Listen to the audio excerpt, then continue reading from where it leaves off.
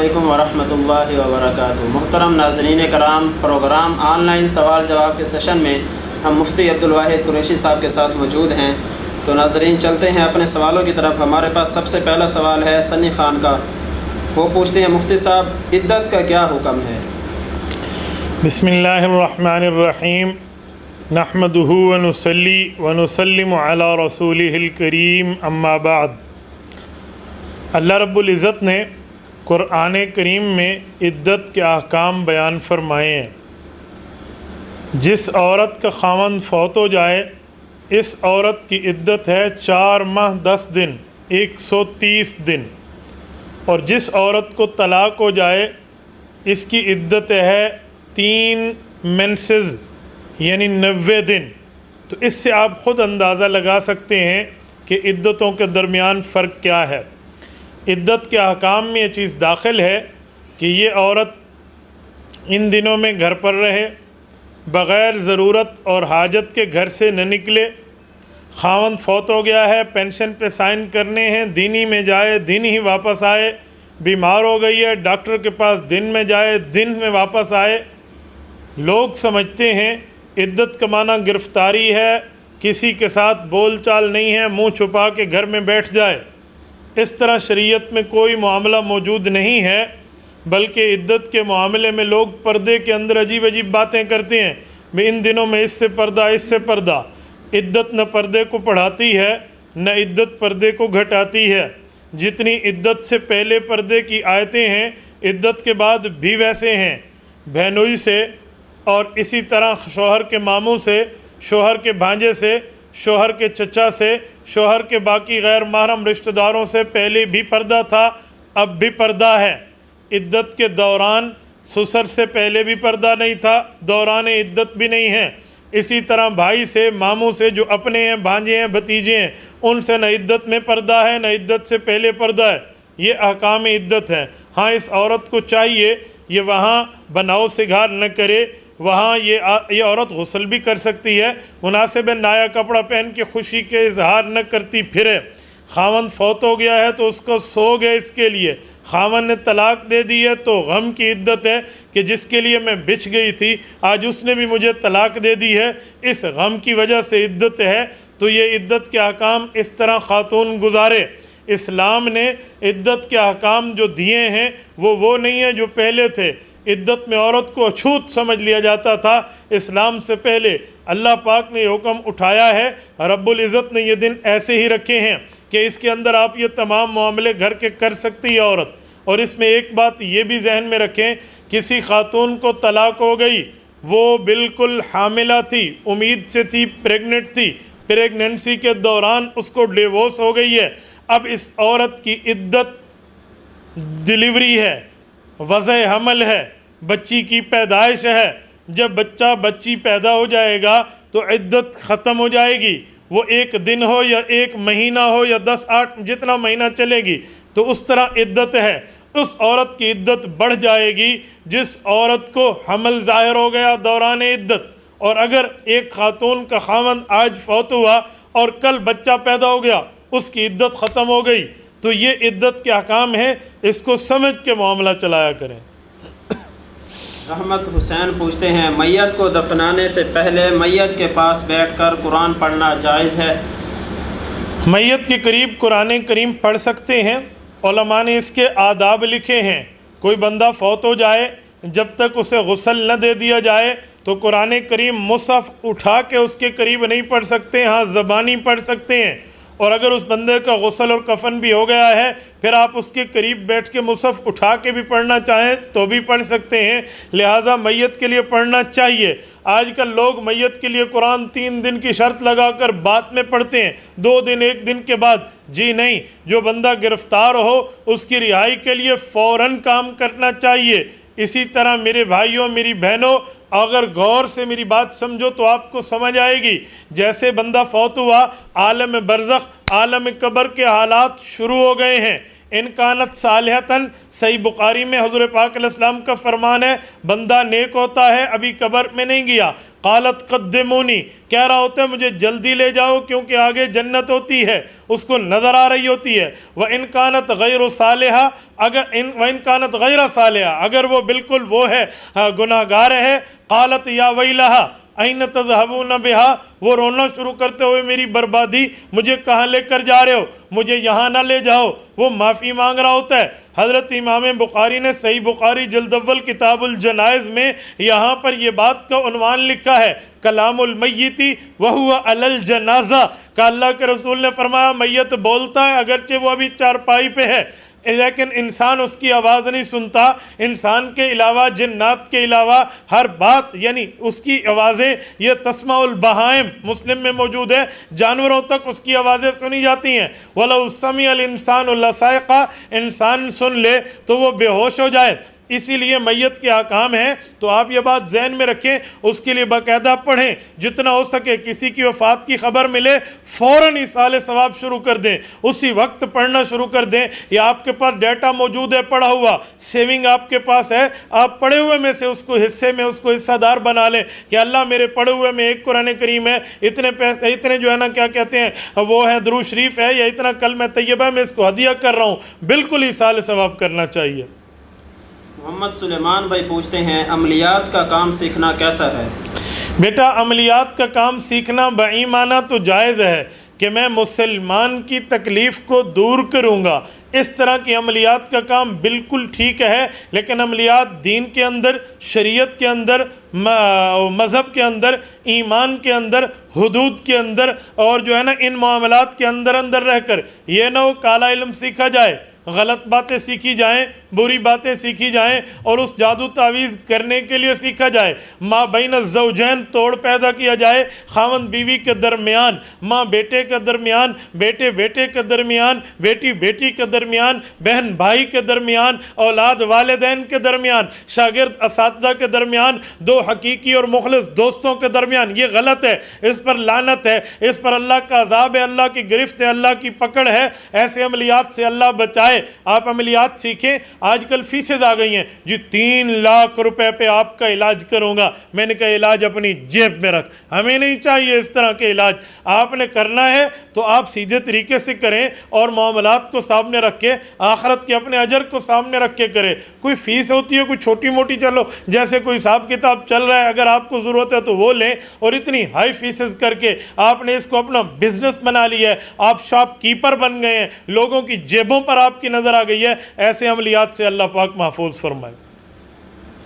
شفیق اللہ پوچھتے ہیں جاموس کی قربانی کے بارے میں بتا دیں، جائز ہے کیا؟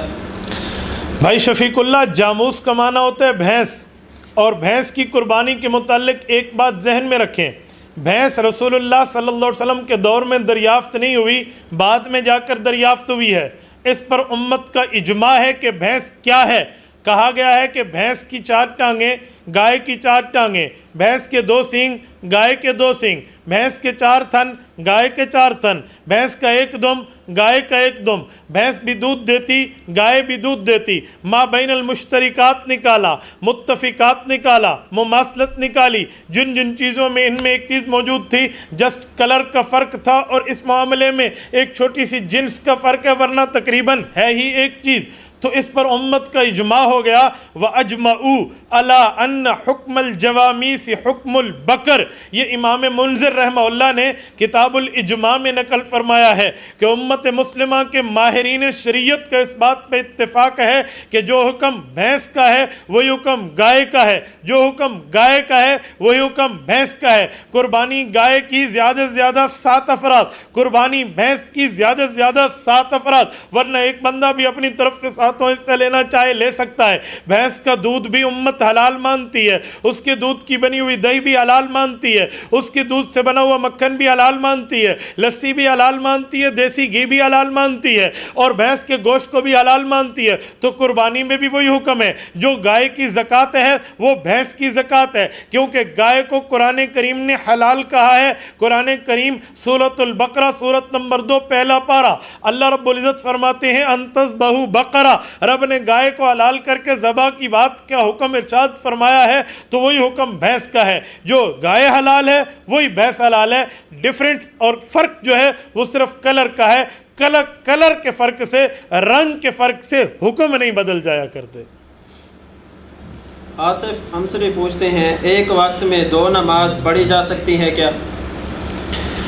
بھائی آصف، ایک وقت میں 2 نمازیں پڑھنا، اس میں تھوڑی سی تفصیل سمجھیں. بعض اوقات نماز پڑھی جاتی ہے ایک وقت میں 2. آپ کیسے پڑھتے ہیں؟ ایک وقت میں 2 نمازوں کا ایک مطلب یہ ہے میں ظہر کے وقت میں عصر بھی ساتھ پڑھ لوں، یہ بالکل ناجائز ہے، غلط ہے. عام دنوں میں جائز نہیں ہے سوائے حج کے موقع پہ جو وہاں اللہ کے رسول صلی اللہ علیہ وسلم سے جن معاملات پہ ثابت ہے اس کے علاوہ یوں آپ نہیں کر سکتے کہ ایک وقت میں 2 نمازیں. ہاں یہ ہے آپ کی ایک نماز قضا ہو گئی ہے، اب عصر کا وقت ہے، آپ پہلے ظہر پڑھ لیں پھر آپ عصر پڑھ لیں، یا پہلے عصر پڑھ لیں پھر آپ ظہر کی قضا لوٹائیں، کیونکہ عصر کے بعد فرض نماز کی قضا لوٹانا جائز ہے. یہ اللہ کا قرضہ ہے، قرضہ جب بھی بندہ ادا کرے. یوں تو ہے، یوں نہیں ہے کہ اگلی نماز کو جو آنے والی ہے ابھی فرض نہیں ہوئی اس کو آپ ابھی سے ہی پڑھ لیں. کیوں؟ قرآن کریم میں ہے ان الصلاۃ کانت علی المؤمنین کتابا موقوتا. اللہ پاک فرماتے ہیں وقت آئے گا فریضہ متوجہ ہوگا، کیونکہ میں نے مسلمان پر فرض کیا ہے بطور وقت نمازوں کو. اس لیے آپ اگلی نماز کو پہلے نہیں پڑھ سکتے. ہاں نماز کا ٹائم نکل گیا تھا خدا نخواستہ پھر آپ جو ہے نا نماز پڑھ سکتے ہیں. ایک بندہ مجھے کہنے لگا نمازوں کو جمع کا حکم. میں نے کہا سنیں، حدیث پاک میں فضائل اعمال میں حضرت شیخ زکریہ رحمہ اللہ نے بھی اس حدیث پاک کو جمع کی ہے.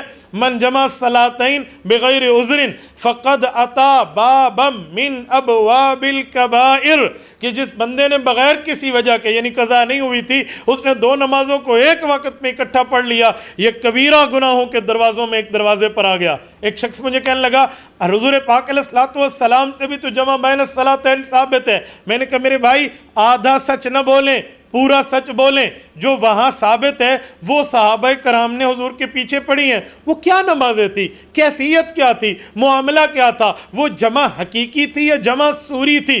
صورتاً جمع تھی یا حقیقتاً جمع تھی؟ اس کی ڈیٹیل آپ کو پتہ ہے؟ کھولیے حدیث کی کتابیں، تمام کتابوں کو جمع کرو، تمام روایات کو جمع کرو. صرف 1-2 کی بات نہیں ہے. امام احمد ابن حنبل فرماتے ہیں الحدیث اذا لم تجمع ترکہ لم تفہم والحدیث یفسر بعضہ بعضا. کا حدیث پاک کا ایک ٹکڑا دوسرے ٹکڑے کی ایکسپلینیشن ہے، وضاحت ہے، تو اس کو دیکھیں کیونکہ حدیث کا ٹکڑا دوسرے ٹکڑے کی تشریح ہے، پھر جا کر بات سمجھ آئے گی. جو اللہ کے رسول صلی اللہ علیہ وسلم نے پڑھا ہے وہ رسول اللہ صلی اللہ علیہ وسلم نے جمع سوری کے طور پہ پڑھا ہے. مثلا ظہر کے آخری وقت میں ظہر ادا فرمائی، پھر کچھ ٹائم بعد عصر کا وقت شروع ہوا، پھر عصر ابتدائی وقت میں پڑھی. اسے جمع سوری کہتے ہیں. یہ جائز ہے، یہ سفر میں کیا جا سکتا ہے، اس کے علاوہ بھی کیا جا سکتا ہے. تو اس کو آپ حقیقی پہ نہیں لے جا سکتے کہ ایک ہی وقت میں دونوں نمازیں پڑھ لے ابھی اس کا وقت ہی نہ ہوا ہو. یہ بات نہیں ہے. وہ صرف حج کا مسئلہ ہے. حج کا مسئلہ وہی ہے، یہاں کا مسئلہ عام طور پہ اللہ کے رسول نے الگ الگ بیان فرما دیا ہے.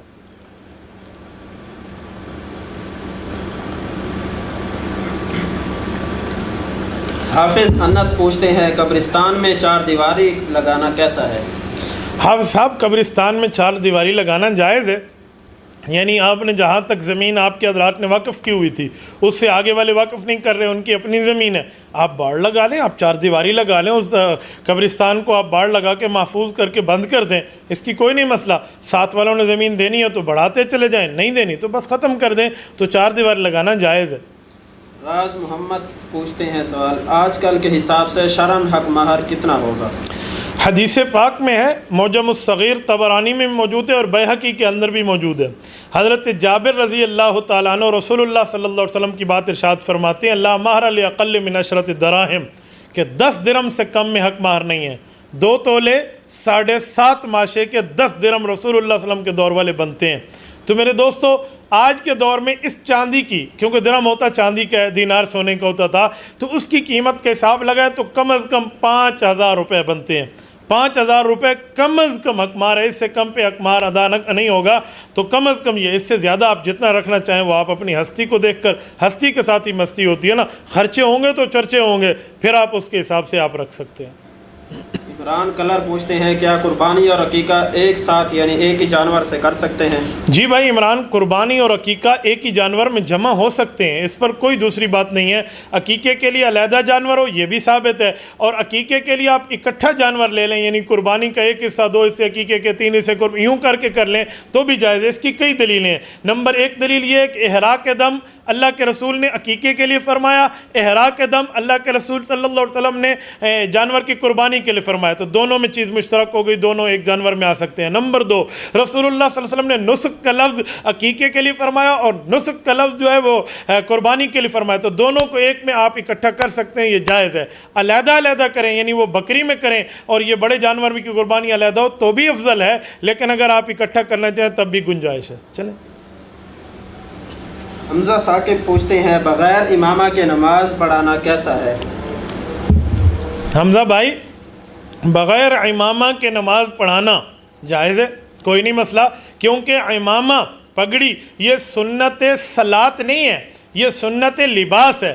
رسول اللہ صلی اللہ علیہ وسلم نے صرف نماز کے موقع پہ پگڑی نہیں پہنی، بلکہ حضور پاک علیہ السلام عموماً پہنا کرتے تھے، زیبتن فرمایا کرتے تھے۔ آپ کی عادت اگر پگڑی پہننے کی ہر وقت تو آپ پگڑی پہنے، صرف نماز کے لیے نہ پہنے، ورنہ لوگ سمجھیں گے اس کے بغیر نماز ہوتی نہیں ہے، تو اس لیے نماز کی سنت نہیں ہے، یہ لباس کی سنت ہے۔ ہو تو بہت اچھا، نہیں ہے تو آپ ٹوپی کے ساتھ بھی نماز پڑھوا سکتے ہیں۔ محمد عارف پوچھتے ہیں کیا وضو کھڑے ہو کر سکتے ہیں؟ جی بھائی عارف، وضو کھڑے ہو کر کریں، بیٹھ کر کریں، اگر آپ نے کھڑے ہو کر وضو کیا تو بھی آپ کو وضو جائز ہو جائے گا، اس پر کوئی مسئلہ نہیں ہے۔ مہراج الدین پوچھتے ہیں کھانا کھانے کے بعد مغفرت کی دعا کرنا یا کروانا کیسا ہے؟ کھانا کھانے کے بعد مغفرت کی دعا تو آپ جب چاہیں کر سکتے ہیں، اس کو کھانا کھانے کے ساتھ آپ ریلیٹ کیوں کر رہے ہیں؟ یا اسی لیے آپ کو کھانے دیا جا رہا ہے کہ آپ مغفرت کی دعا کریں؟ مجھے یہ بات نہیں سمجھ آ رہی۔ تو مغفرت کی دعا تو بندہ ہر وقت کرتے، رب اغفر لی وللمؤمنین والمؤمنات، ہم ہر وقت پڑھتے ہیں تو پڑھنی چاہیے، اس کو کھانے کے ساتھ نہ جوڑیں۔ کسی کی مغفرت دعا کبھی بھی کرنا چاہے تو بالکل جائز ہے۔ حافظ محمد علی پوچھتے ہیں اگر کوئی عورت عدت کے دوران اپنے شوہر کی قبر پر چلی جائے تو کیا حکم ہے؟ عدت کے دوران شوہر کی قبر پہ جانا جائز نہیں ہے، اور اگر یہ عورت چلی گئی ہے تو اس نے غلط کام کیا، استغفار کرے، باقی اس کی عدت ٹوٹی نہیں ہے۔ یہ نہیں ہے کہ اس طرح غلط کام کی وجہ سے عدتیں ٹوٹ جاتی ہیں، لوگ سمجھتے ہیں یہ کوئی انڈا نہیں ہے کہ اس طرح کرنے سے ٹوٹ جاتی ہے، یا کوئی روزہ نہیں ہے کہ آپ نے جان بوجھ کے پانی پی لیا تو ٹوٹ گئی ہے۔ عدت اس طرح کے غیر شرعی امور سر انجام دینے سے ٹوٹتی نہیں ہے، آپ عدت میں ہی ہیں ابھی بھی۔ یہ میں اس لیے کہہ رہا ہوں کہ بعض لوگ پھر غلطی کر کے نہ کہتے ہیں عدت ٹوٹ گئی تو پھر غلطیوں پہ غلطیاں شروع کر دیتے ہیں، تو یوں نہیں کرنا چاہیے۔ فرقان بھائی پوچھتے ہیں مغرب عشاء اور فجر میں قرأت جہرن اور ظہر اور عصر میں سرن کیوں ہے؟ قرآن کریم سورۃ بنی اسرائیل آیت نمبر 110، اللہ رب العزت نے اس آیت میں ارشاد فرمایا ہے وَلَا تَجْهَرْ بِصَلَاتِكَ وَلَا تُخَافِتْ بِهَا وَابْتَغِ بَيْنَ ذَلِكَ سَبِيلًا، کہ نہ اونچی نہ نیچی درمیانی راستے میں آپ نماز پڑھیں۔ اس سے پہلے اللہ کے رسول صلی اللہ علیہ وسلم بلند آواز سے پڑھا کرتے تھے، اس وقت رسول اللہ صلی اللہ علیہ وسلم نے یہ طریقہ اختیار فرمایا کہ ظہر عصر میں آہستہ تلاوت فرمائی اور فجر مغرب عشاء میں آپ علیہ السلام نے اونچی پڑھی۔ اس کی کئی وجہیں لکھی ہیں کہ اس وقت شروع میں کفار ان ٹائم میں ایذار آسانی کرنے کے لیے آ جاتے، تالیاں پیٹنے کے لیے آ جاتے، سیٹیاں بجانے کے لیے آ جاتے، ظہر عصر میں جاگ رہے ہوتے، تو نماز ایسا تھی وہ نماز خراب کرنے پہ اور تکلیفیں دینے پہ نہیں آتے تھے، اور فجر میں اور عشاء میں تو سوئے ہوتے اور مغرب میں وہ کھانے میں مشغول ہوتے، اس لیے اس وقت بھی وہ نہیں آتے تھے، تو وہاں اونچی تھی یہاں ایسا تھی۔ اس کی کئی وجوہات موجود ہیں۔ ایک وجہ اور بھی ہے، حکیم الاسلام قاری محمد طیب قاسمی رحمہ اللہ کے علوم سے آپ کو پیش کر رہا ہوں کہ فجر اور عصر میں، فجر اور مغرب عشاء میں اونچی ہے اور عصر اور ظہر میں قرات آہستہ ہے۔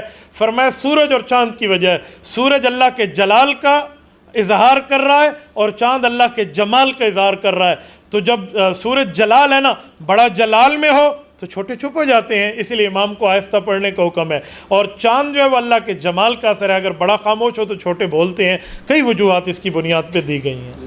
اصل اس کی وجہ رسول اللہ صلی اللہ علیہ وسلم کا عمل ہے کہ اللہ کے رسول نے ایسے کیا ہے، کیونکہ اس کی اوریجنل وجہ اللہ رب العزت جانتے ہیں، اللہ کے رسول جانتے ہیں۔ جو باتیں ہمارے بزرگوں نے اور کتابوں میں موجود ہیں وہ باتیں میں نے آپ کی خدمت میں رکھ دی ہیں۔ جزاکم اللہ تعالی وآخر دعوانا الحمد للہ رب العالمین۔ تبارك الذي نزل الفرقان على عبده ليكون للعالمين نذيرا